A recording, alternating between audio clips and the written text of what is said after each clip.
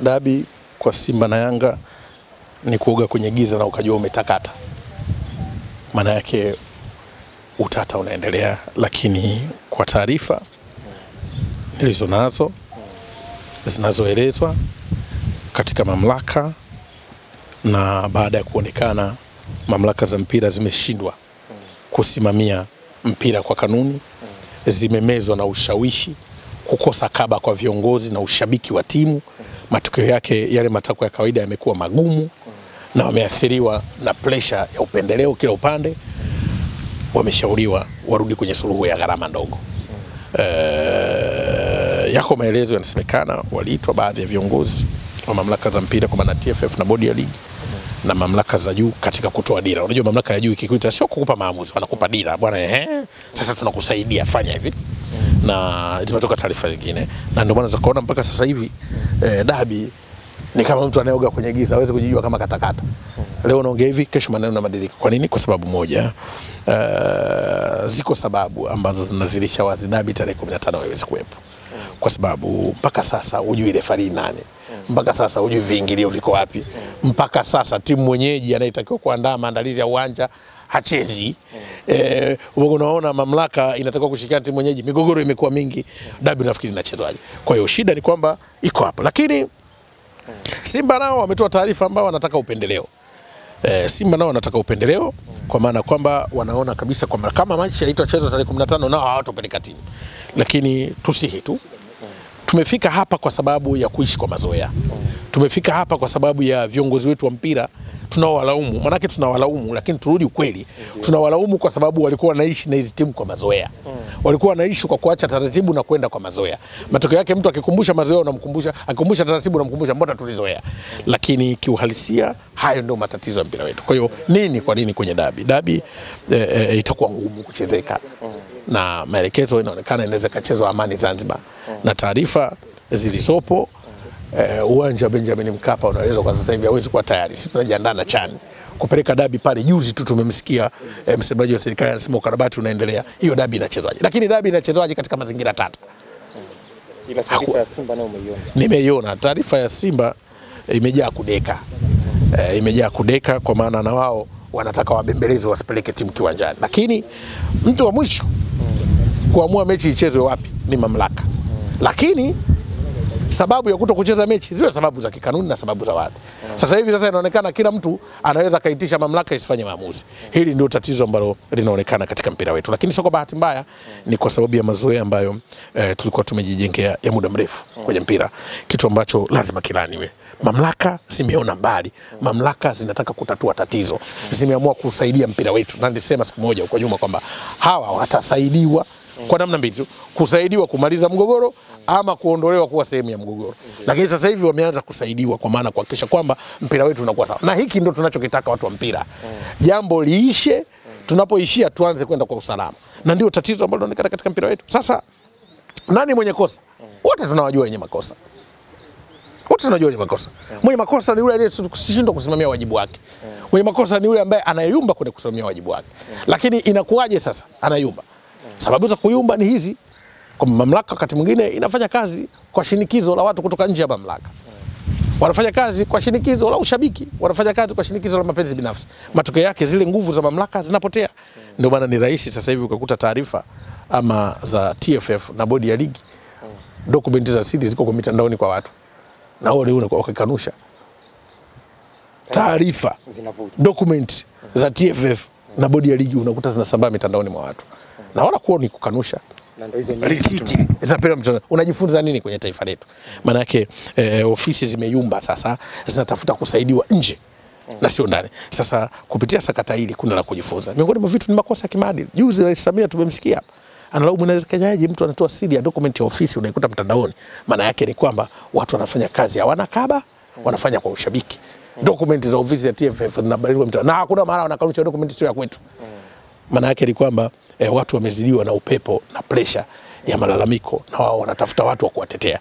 Lakini kupitia hili mamlaka ya mpira inaweza ikatupa dira nzuri siku za usoni.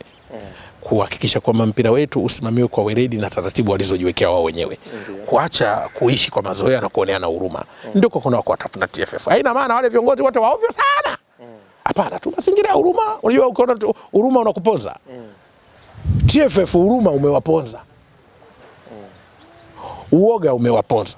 TFF wameponza, huruma umewaponza. Leo wanahukumiwa kwa sababu ya huruma yao.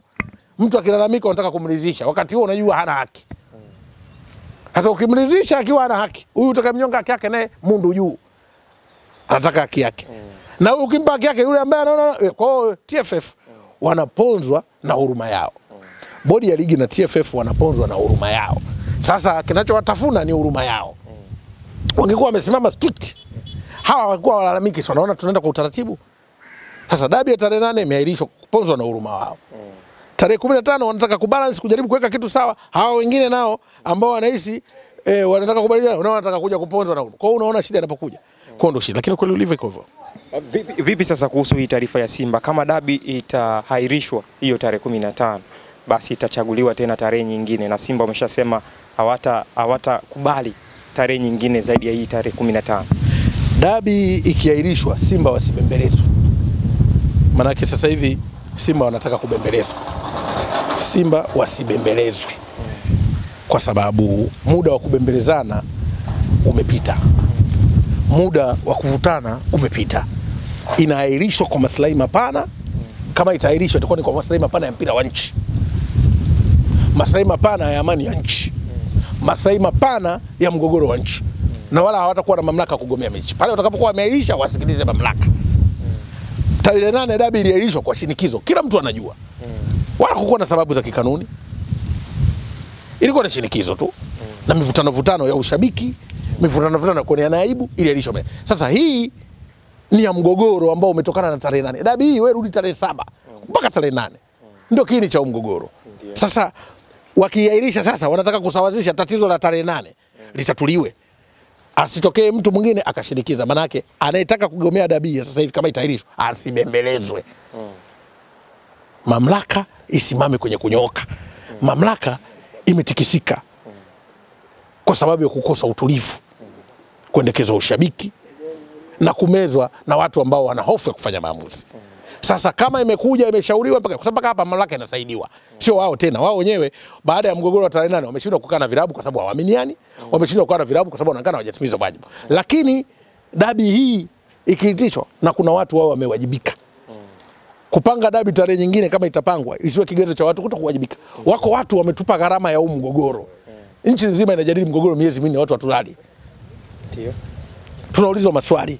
Mwezi mzima tunakaa hapa tunalaumu viongozi. Sasa lazima watu wawajibike ambao wamepelekea mgogoro kuwa mkubwa kiasi hiki. Lakini yako maeneo ambayo tunayasema kama wadau wa mpira. Kwa maslahi ya mpira wa nchi yetu. Kwa maslahi ya mpira wa taifa hili. Kwa maslahi ya amani ya taifa hili. Tukubali na tuendelee kuelewa kwamba tulipofika ni kwa sababu ya mazoea yetu. Na sio utaratibu tuliojiwekea. Hilo ndio tatizo. Vipi kuhusu madai ya Young Africans watu kung'atuka? Hata ikiahirishwa madai ya Young Africans yatabaki vile vile bila kuwajibika. Na kutaka kulizima hili jambo peke yake. Haitakuwa suluhu ya matatizo tulokuwa nayo. Kwa sababu matatizo haya yameletwa na watu. Nao watu wapo. Lazima wawajibike. Lazima wawajibike. Waliosababisha dabi tarehe 20 na tarehe 8 kuharibika, lazima wawajibike. Kwa sababu haikuahirishwa kwa mujibu wa kanuni. Hakuna kanuni sema dabi iahirishwe tarehe 8. Hawa ndio wamefanya tuzalishe mgogoro wa tarehe 15. Hawa ndio wamefanya leo utakutana mgogoro utakaoahirisha mechi tarehe 15. Sasa lazima tukubaliane. Dabi iahirishwe itakapopangiwa tarehe, watu waende kwenye hiyo tarehe. Propaganda sijui kuna barua si imetoka huku, imeenda huku, hazitosaidia. Kusaidia mpira huu tarehe 15 dabi iahirishwe. Itafutwe siku nyingine hapo itakuwa. Sasa asiye kwenda asibembelezwe. Asiye kwenda peleka timu tayo asibembelezwe. Kama anataka mgogoro alete mgogoro peke yake. Asibembelezwe kwa sababu mgogoro wa tarehe 8 ulikuwa ni mgogoro ulikuwa haujashirikisha wote. Wameitwa, tunaelezwa, wameitwa na mamlaka wanaambiwa. Na tutakuwa nyuma kurudi na mtu yote anayetaka kuendesha movement kuto kupeleka timu. Uwanjani asibembelezwe. Ndio. Sababu unaanza kulia wewe, akinyamazishwa mwenzio na atakulia tena. Hakuna kubembelezwa. Hakuna kubembelezwa. Kocha Zuberi umesema wawajibishwe. Nani wa kuwawajibisha? Nani tuharibia dabi? Yani wale tuvurugia dabi, wale walikuwa kwenye mamlaka wale vuruga dabi, kamati ya usimamizi ile kamati ya 72. Nabii wajiuzuru wale. Hawajibishwe kwa sababu wameharibu, ndio wametengeneza mgogoro. Yaani dereva kasababisha ajali ya kizembe, alafu mnamwacha gari ikinyanyuka apewe tena aendeshe. Ili atuongezee ajali nyingine. Viongozi wa bodi ya ligi, hususan wanaohusika na kamati ya usimamizi wa mashindano, wawajibishwe. Ni madereva ndio tusababishia ajali. Haina haja gari ikitoka gereji tuendeshe tena wao. Kwa sababu kichwa ni kile dereva ni yule, gari itakuwa ni mpya. Wawajibishwe kwa sababu hapo ndio eneo ambalo tutakuwa tunaonekana tunawajibika. Lakini hata kama itaahirishwa dabi wote watacheza tena, lazima wawajibishwe. Ila kuchelewa kocha Zuberi Mkalaboko kwa kutolewa taarifa ya huo mchezo rasmi kabisa kama mchezo hupo au haupo, kuna athari pia. Kuchelewa kutoa taarifa? Kutoa taarifa rasmi mchezo hupo ama mchezo hamna, maana bado kuna vitu vinaendelea vinawapa wana michezo kigugumizi. Mpaka sasa kuna mgogoro. Kuna mvutano. Hiyo dabi inachezwaje mpaka sasa? Timu mwenyeji hayupo uwanjani, mnaenda kuchezaje? Kuchelewa kutoa taarifa ni kwa sababu ya matatizo. Kuchelewa kutoa taarifa ni kwa sababu ya mvutano. Kwa hivyo mimi nadhani watu waelewe, taarifa mamlaka zinachelewa kutoa kwa sababu ya mvutano. Na sasa hivi isilaumiwe mamlaka. Mamlaka sasa ishapigwa mkwara, yani ishapigwa ngwara, iko chini. Inataka kunyanyuka. Ikinyanyuka tuwasaidie hawa. Warudi kusimamia mpira vizuri. Na walio haribu wawajibike. Sio kwamba ikipangwa dabi tena wawajibike. Na asiyepeleka timu asibembelezwe. Na mamlaka zinawasaidia kwa sababu zinawashauri. Sasa ukishashauriwa usikii, utavuna kiburi chako. Kwa hilo liko wazi na tulisema tangu mwanzo. Watu wamegombana, msiwache waendelee kugombana. Watatuliwe tatizo. Na naamini hakuna mkaidi mbele ya mamlaka zikikushauri. Hata sisi hapa tukishauriwa na mamlaka. Mamlaka ndio baba wa nchi. Na mamlaka wanachokifanya, tunachoelezwa ndio sawa sawa. Hawa wasaidiwe, wameshindwa kusaidiana. Sasa anayebishana mamlaka, tutaona yeye kama na mamlaka ya kwake. Wasaidiwe hawa. Wanagombana watu, mnaangalia mpaka wanafikia watu wanagombana mpaka wavumiliani. Sasa unamnyamazisha mdogo, mwingine atakulia tena. Tumesema sasa hivi hakuna kubembelezana. Iko hivyo. Shukrani kocha Zuberi. Asante sana.